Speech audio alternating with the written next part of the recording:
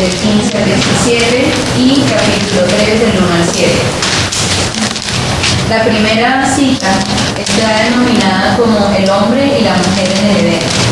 Dice así: el Señor Dios puso al hombre en el jardín del Edén para que se ocupara de él y lo custodiara. Pero el Señor Dios le advirtió: puedes comer libremente del fruto de cualquier árbol del huerto, excepto del árbol del conocimiento del bien y del mal. Si comes de su fruto, sin duda morirás. La segunda cita está denominada como el hombre y la mujer pecan. La serpiente era el más astuto de todos los animales salvajes que el Señor Dios había hecho. Cierto día le preguntó a la mujer: ¿de veras Dios les dijo que no deben comer del fruto de ninguno de los árboles del huerto? Claro que podemos comer del fruto de los árboles del huerto, contestó la mujer. Es solo del fruto del árbol que está en medio del huerto del que no se nos permite comer. Dios dijo: no deben comerlo, ni siquiera tocarlo. Si lo hacen, morirán. No morirán, respondió la serpiente a la mujer. Dios sabe que en cuanto coman del fruto se les abrirán los ojos y serán como Dios, con el conocimiento del bien y del mal. La mujer quedó convencida. Vio que el árbol era hermoso y su fruto parecía delicioso, y quiso la sabiduría que le daría. Así que tomó del fruto y lo comió. Después le dio un poco a su esposo que estaba con ella, y él también comió. En ese momento se les abrieron los ojos, y de pronto sintieron vergüenza por su desnudez. Entonces cosieron hojas de higuera para cubrirse. Esta es palabra de Dios. Aquel a quien se le perdonan sus transgresiones y a quien se le borran sus pecados. Dichoso aquel a quien el Señor no toma en cuenta su maldad y en cuyo espíritu no hay engaño. Mientras guardé silencio, mis huesos se fueron consumiendo por mi gemir de todo el día. Mi fuerza se me fue debilitando como el calor del verano, porque día y noche tu mano pesaba sobre mí. Pero te confesé mi pecado y no te oculté mi maldad. Me dije: voy a confesar mis transgresiones al Señor. Y tú perdonaste mi maldad y mi pecado. Por eso los fieles te invocan en momentos de angustia. Caudalosas aguas podrán desbordarse, pero a ellos no los alcanzarán. Tú eres mi refugio. Tú me protegerás del peligro y me rodearás con cánticos de liberación. El Señor dice: yo te instruiré. Yo te mostraré el camino que debes seguir. Yo te daré consejos y velaré por ti. No seas como el mulo o el caballo, que no tienen discernimiento y cuyo brío hay que domar con brida y con freno, pero acercarlos a ti. Muchas son las calamidades de los malvados, pero el gran amor del Señor envuelve a los que en Él confían. Alégrense ustedes los justos, regocíjense en el Señor, canten todos ustedes los rectos de corazón. Es palabra de Dios. Vamos a leer de la carta de Pablo a los Romanos, el capítulo 5, versos del 12 al 19. Por medio de un solo hombre el pecado entró en el mundo, y por medio del pecado entró la muerte.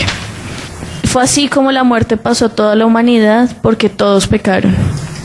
Antes de promulgarse la ley, ya existía el pecado en el mundo. Es cierto que el pecado no se toma en cuenta cuando no hay ley. Sin embargo, desde Adán hasta Moisés, la muerte reinó, incluso sobre los que no pecaron, quebrantando un mandato como lo hizo Adán, quien fue esa figura de aquel que había de venir.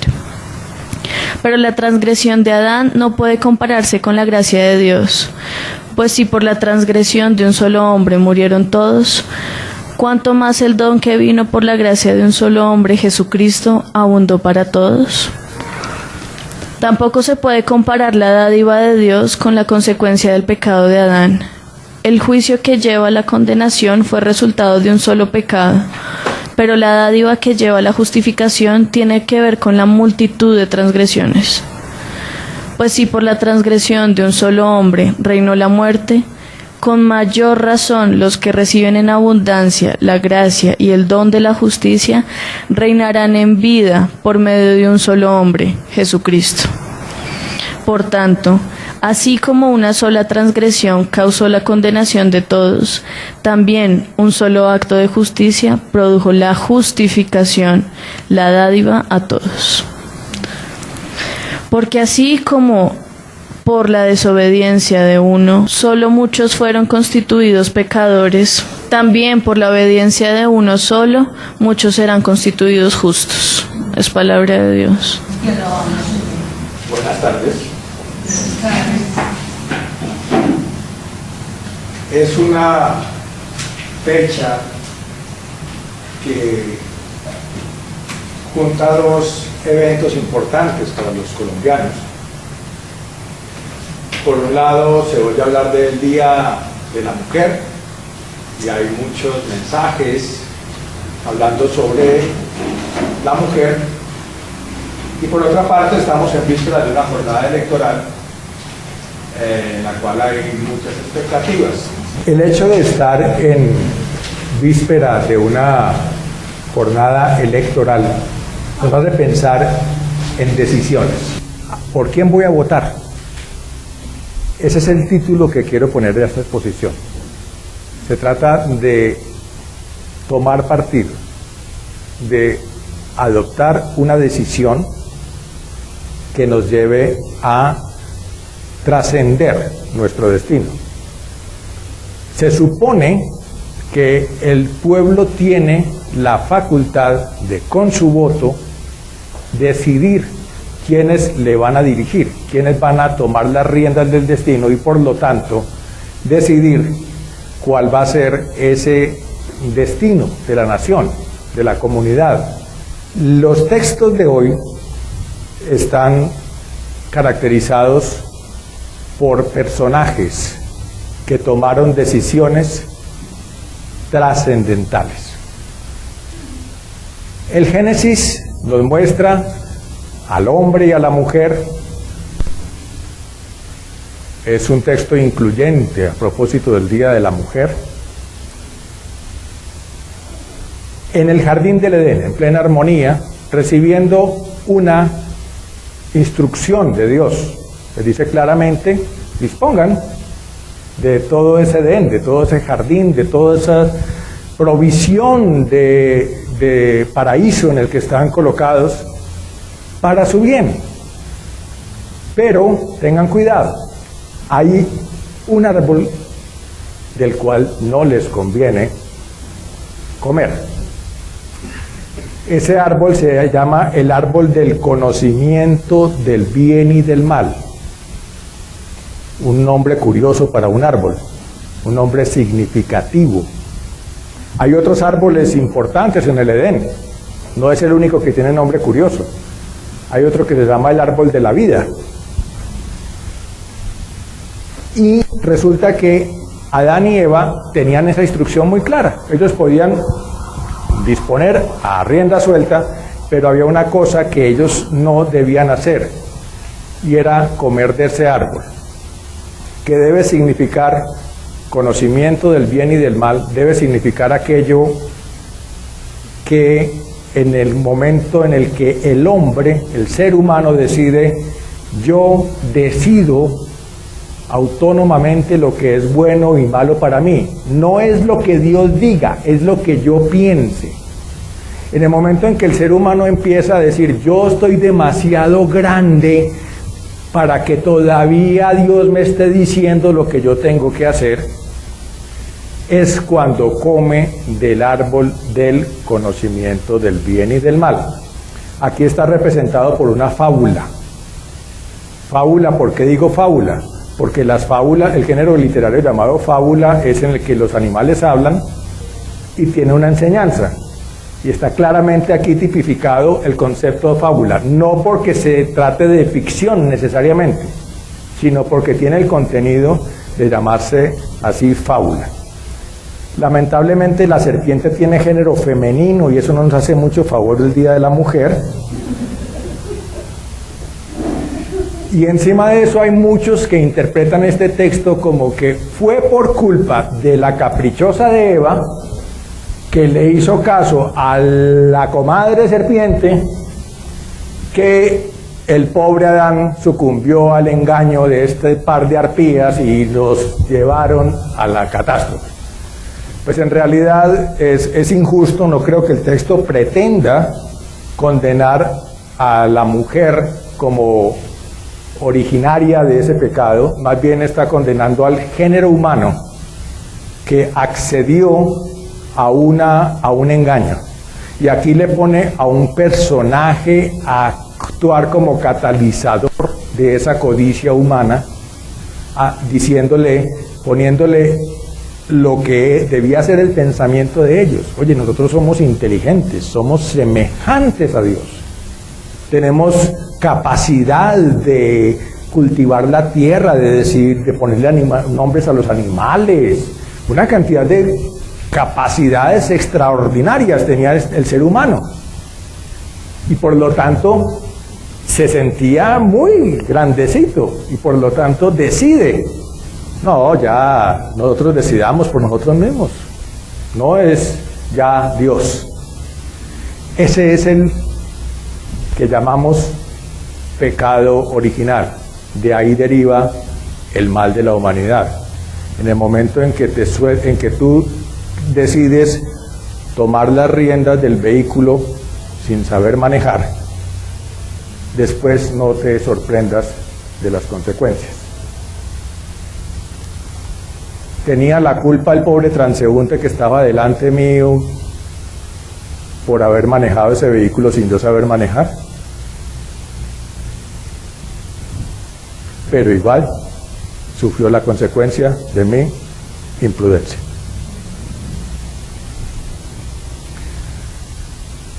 Pero Pablo nos dice que así como por la decisión de esta pareja de la fábula que nos relata el Génesis, así como por la decisión de Adán, lo resume Pablo, entra el pecado y la muerte. Por la decisión de otro entra la restauración. Si la desobediencia que se cometió en el huerto nos llevó a perdición y a muerte, la obediencia de Jesús nos trae la vida y la redención a todos, y esto sí es maravilloso.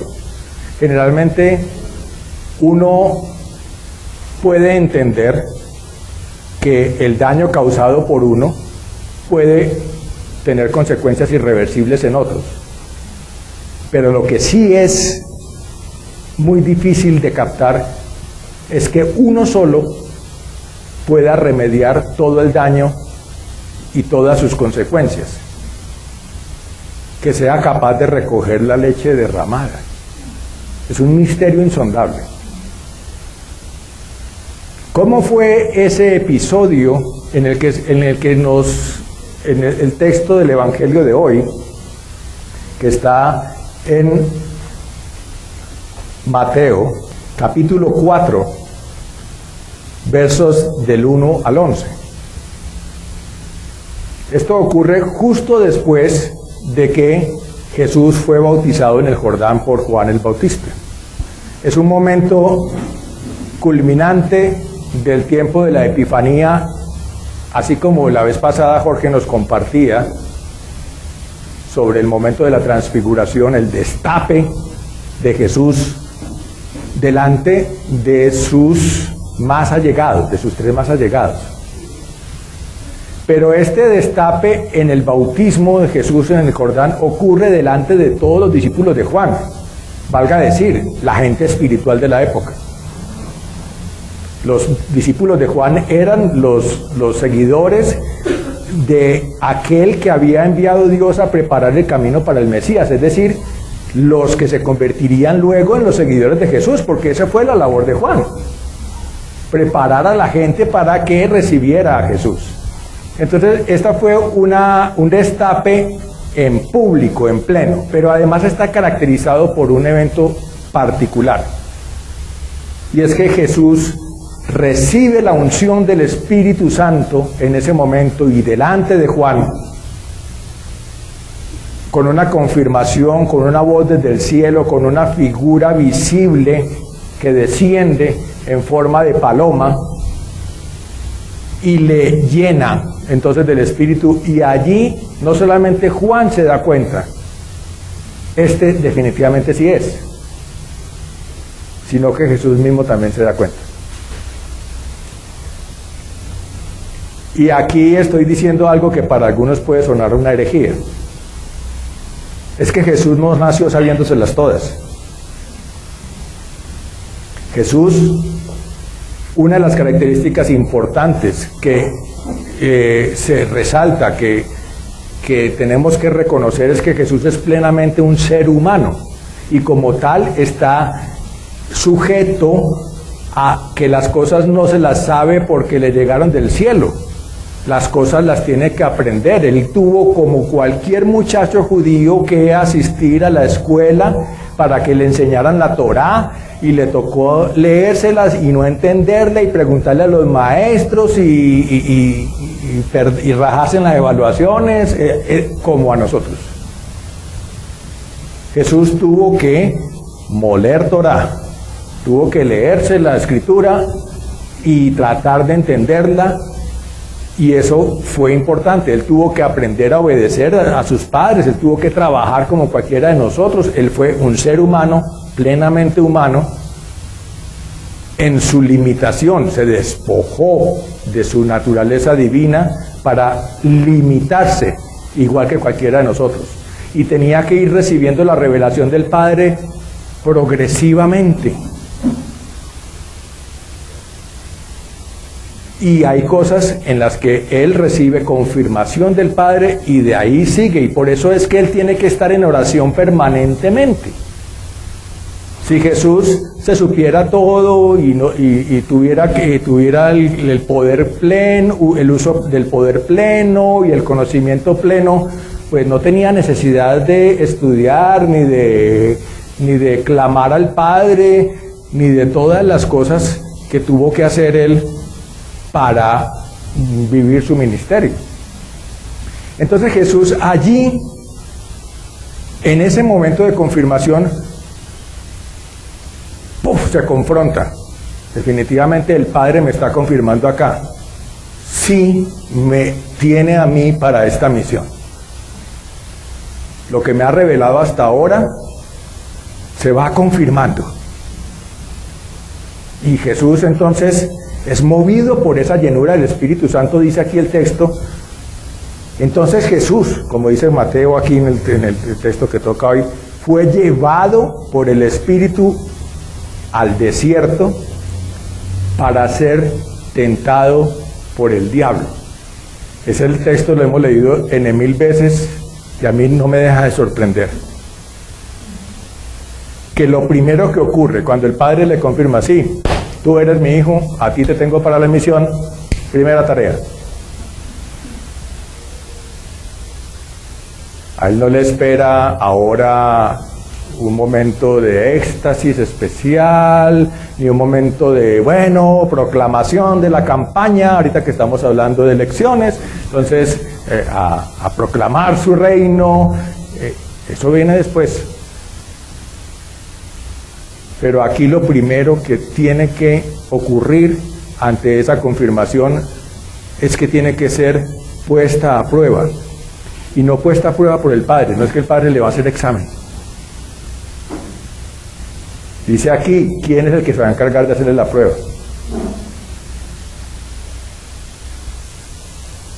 ¿Cómo así que el Señor envía a su Hijo directamente a las manos del enemigo? Sorprendente. lo que llega Jesús a hacer es un ayuno de 40 días, y qué importante que estamos precisamente empezando la Cuaresma, que son 40 días de un estado de preparación espiritual. O sea, Jesús no recibió ese don del Espíritu Santo y dijo, bueno, listo, equipado, suficiente, ya soy blindado, me volví Superman. Él salió inmediatamente a concentrarse en ese espíritu, en fortalecer su nexo con el espíritu que recibió, en eso que es el ayuno, el retiro, el desierto, específicamente en el desierto. Y es una vocación también a los 40 años que pasó Israel en el desierto. ¿Y por qué es una evocación? Ya lo veremos más adelante. Ocurre lo que tiene que ocurrir. Si lleva 40 días y noches en un desierto sin comer, esto es, yo cuando lo analizo como médico que soy, lo considero un imposible fisiológico. Un ser humano no puede vivir en un desierto sin tomar agua, en un desierto, durante 3 días. Habrá alguno que haya sobrevivido 4, pero 40. No estamos hablando de una persona que se encierra en un lugar especial, con el clima controlado, en condiciones de humedad controladas, relajadito y sin que nadie lo moleste, y de pronto aguanta más. Pero es que está en el desierto, ahí hay fieras, ahí le toca moverse. Las noches son con temperaturas implacablemente frías y los días son implacablemente áridos. La deshidratación es una cosa violenta en cuestión de horas. Vamos a decir que no necesariamente nos vamos a quedar con el análisis de la posibilidad fisiológica de este hecho. Lo que está diciendo el evangelista aquí es que eso mucho tiempo pasó en el desierto y estaba en una condición de debilidad importante.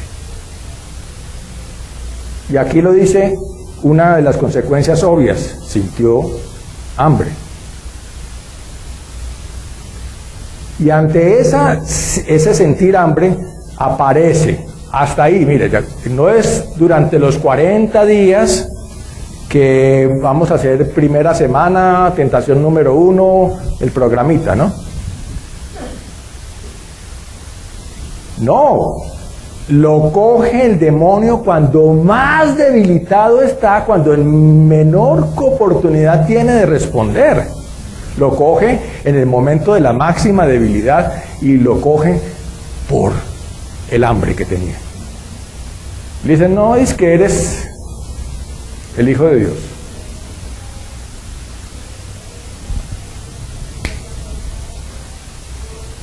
Esas piedras las puedes convertir en pan, tú tienes el poder. Tú eres el creador del universo. ¿Cómo no vas a poder sacar comida de aquí? La escena generalmente la pintan con un individuo repulsivo, con cara monstruosa. Se parece mucho al personaje de la mitología que llaman Pan, que tiene patas de cabra y tiene torso humano, cuernos como de cabra también, y es un individuo repulsivo. A mí no me produciría ninguna tentación un individuo así, y obviamente Jesús es menos tonto que yo, ¿cierto? No fue que el demonio intentó provocarlo, es que dice aquí, es que lo tentó.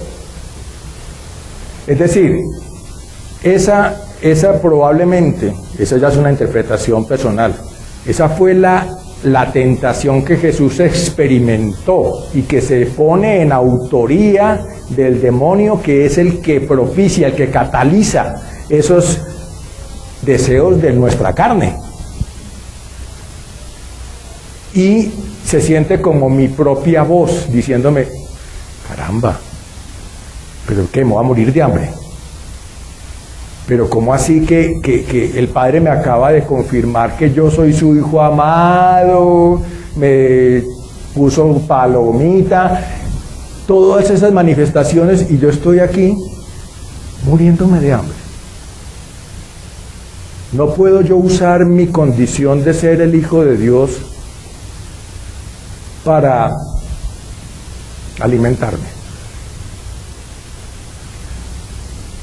A un autor le escuché alguna vez decir que este pasaje de las tentaciones, yo quiero llamarlo de la tentación, con varios argumentos, que realmente Jesús durante todo su ministerio estuvo viviendo todo este episodio del desierto, que este episodio es una figura alegórica que luego se ve reflejado en toda su vida ministerial, y Jesús probablemente experimentó algo muy parecido cuando vio la muchedumbre hambrienta y apeló a la multiplicación de los panes y los peces y alimentó a toda su multitud, y esa multitud empezó a seguirle en forma masiva, y Jesús en algún momento pudo sentir la tentación de decir, por aquí es, le soluciona a la gente sus problemas, sus necesidades, y con eso los atraigo y me pueden escuchar y me van a seguir, y la misión puede hacerse de esta manera. Pero el Padre inmediatamente le dice, para otra parte. Cuando a Jesús vienen a buscarlo por multitudes, a decirle, mire, que es el que sana enfermos, él tiene que ir, me tengo que ir para otra parte, a predicar la palabra, porque a esto es a lo que el Padre me ha enviado. Tiene que resistir esa tentación de ser el proveedor, de suplir necesidades. Entonces, cuando el demonio le pone ese pensamiento a Jesús, ese argumento de tentación de que abandone la misión a la que le fue encomendada por el Padre, responde Jesús, está escrito, no solo de pan vive el hombre, sino de toda palabra que sale de la boca de Dios. Nótese que la respuesta de Jesús empieza por decir, está escrito. Y cita un texto de Deuteronomio, donde precisamente está haciendo alusión a los 40 años en el desierto, y cómo el Señor les dice, miren, ustedes llegaron a sentir hambre en el desierto, pero el Señor les alimentó con un alimento que ustedes ni se imaginaban que existía. Tanto así que el nombre que le pusieron fue maná, que significa, ¿y esa vaina qué es?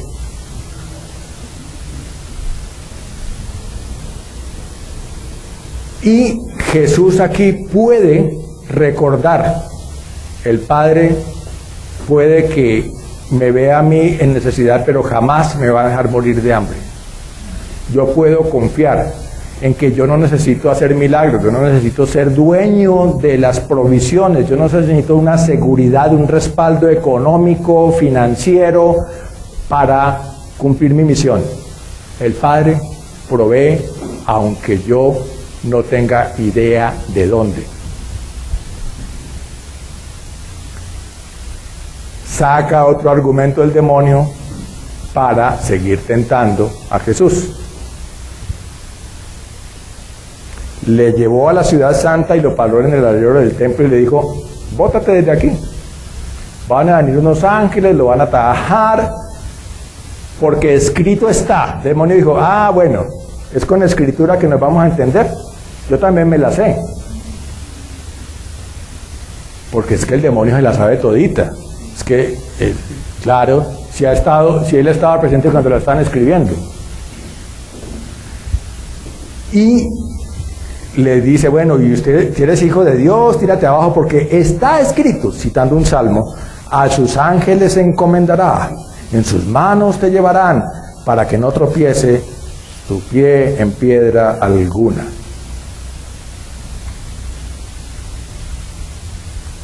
Claro, eso que el demonio se le hubiera dicho, tírate de este precipicio por allá en un acantilado solitario, tenía una connotación. Pero es que el sitio donde le está pidiendo que se tire es el alero del templo, es decir, el centro de gobierno y de religiosidad oficial de Jerusalén.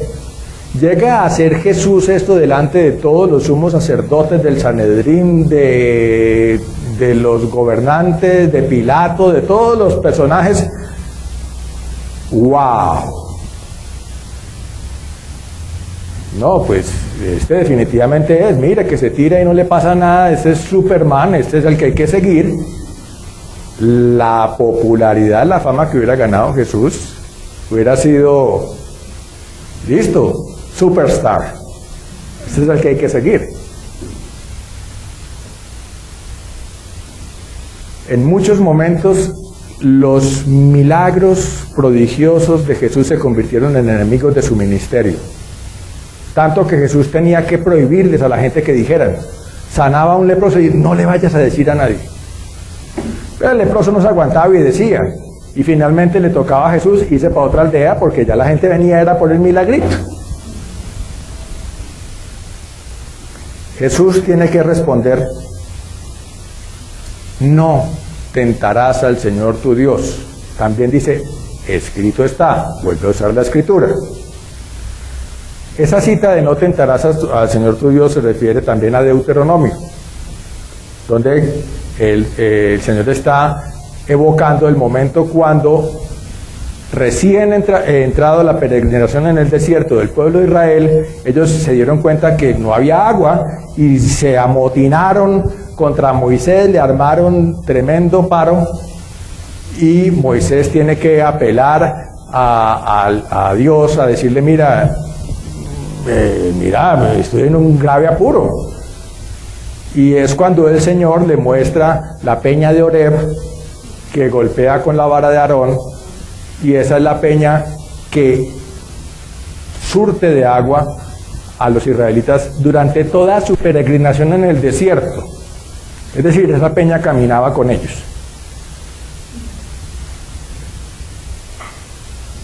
Pero Moisés ahí le reclama al pueblo, ustedes ¿por qué tienen que poner a prueba a Dios?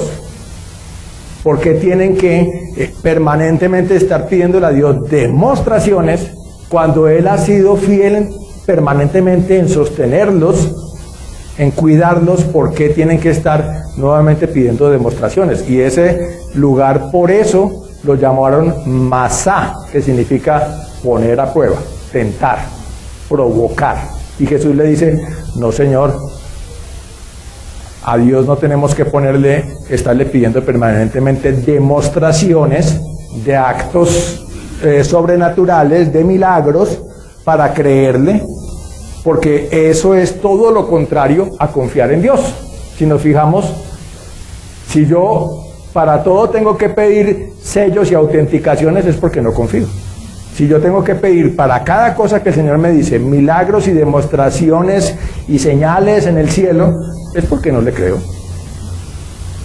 Es todo lo contrario a confiar en Dios. Por eso la respuesta de Jesús es, no tientes a Dios, no lo pongas a prueba.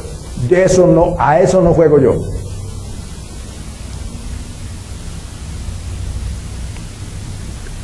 Tercer argumento.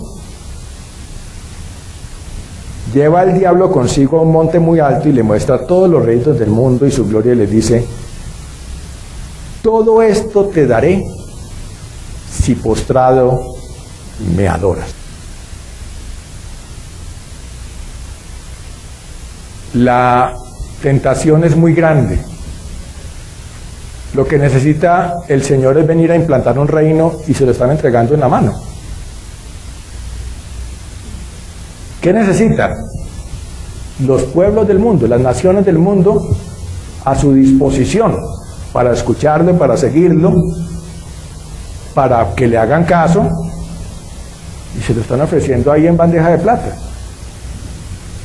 Rey coronado, avasalla a todas las naciones, aplasta a los romanos, se acaba toda clase de resistencia, tremendo ejército, nadie se le resiste, reino de Dios, sin cruz, sin sacrificio, sin humillación, sin predicación, de una, flash. Jesús sintió esa tentación.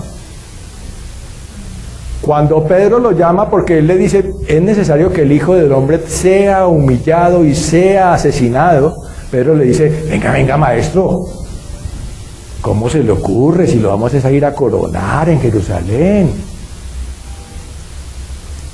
Jesús tiene que resistir a eso y decirle, apártate de mí. Le dice a Pedro, al que le acaba de decir Pedro.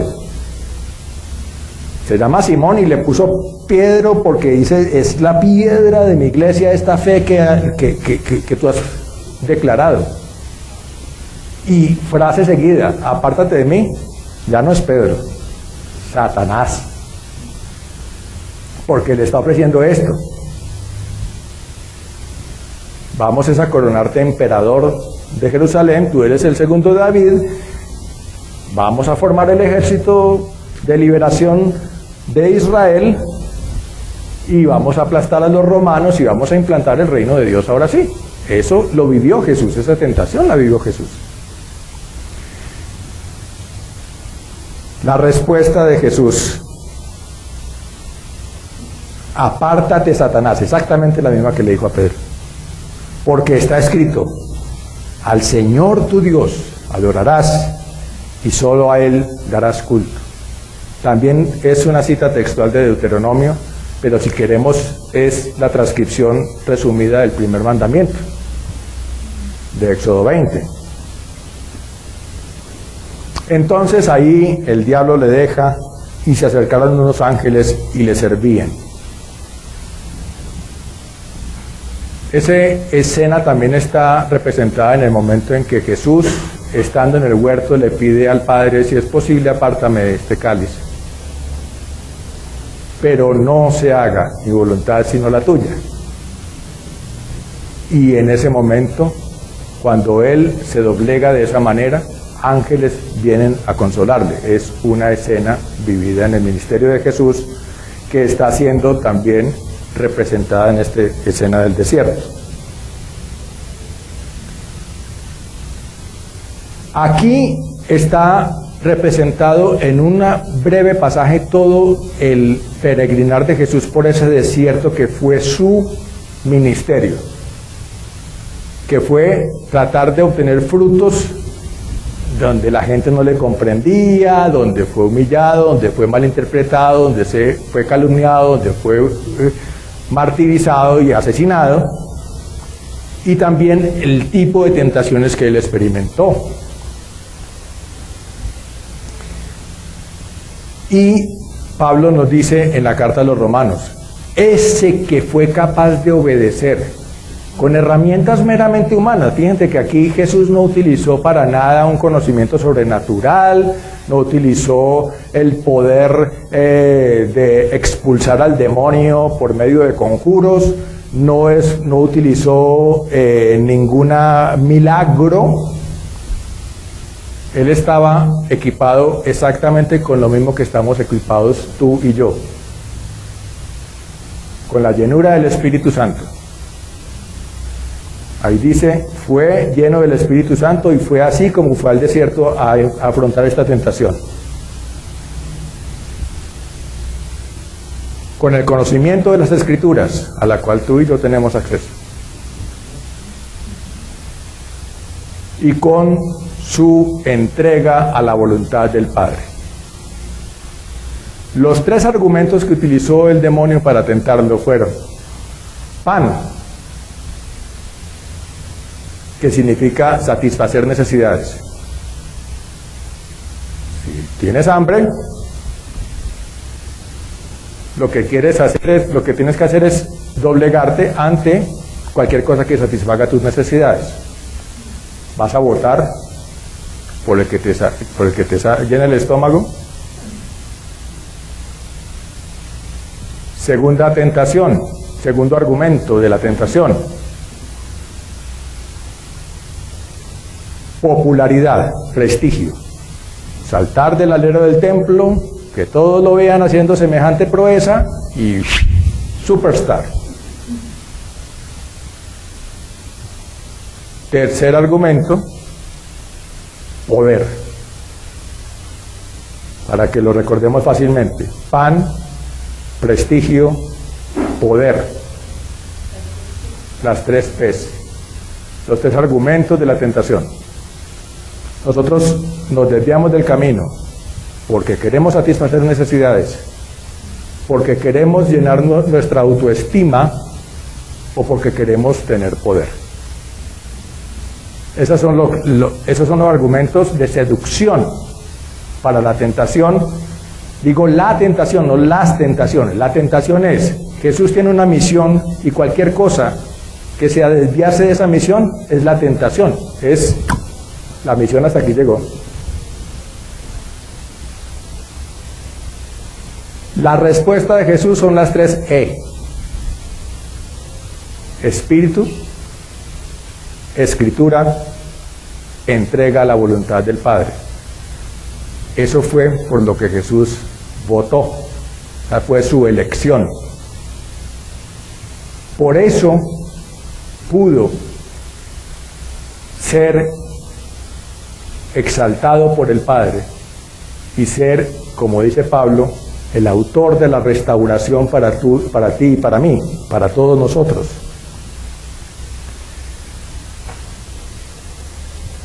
Contamos con esos mismos elementos. Tenemos la misma opción de elegir. Me voy a dejar seducir por la satisfacción de necesidades, por poder, por prestigio y popularidad, o voy a elegir la voluntad del Padre para vida, para propósito, para el reino. ¿Por quién vas a votar? Gracias al Señor por su palabra.